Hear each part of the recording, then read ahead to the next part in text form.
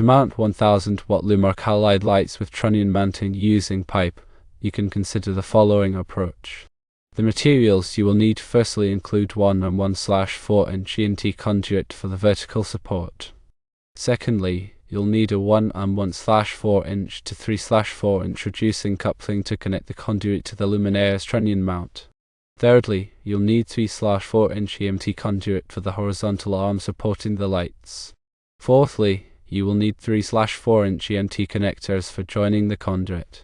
Fifthly, you'll need 3/4" strap hinges to attach the horizontal arms to the vertical support.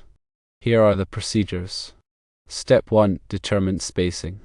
Plan the placement of the lights and determine the spacing between them. Step 2. Install vertical support. Secure the 1 and 1/4" EMT conduit vertically to the building structure. The length of the conduit should extend above the desired height of the lights. Step 3. Attach reducing coupling. Use the 1 and 1/4" to 3/4" reducing coupling to connect the luminaire's trunnion mount to the vertical support. Step 4. Create horizontal arms. Cut 3/4" EMT conduit to the desired length for the horizontal arms. Step 5. Attach strap hinges. Attach strap hinges to the horizontal arms and the vertical support. Position the hinges to allow the arms to swivel and be adjusted vertically. Step 6. Install lights. Mount the luminaires onto the horizontal arms using the pre-installed trunnion mounts. Step 7. Electrical wiring.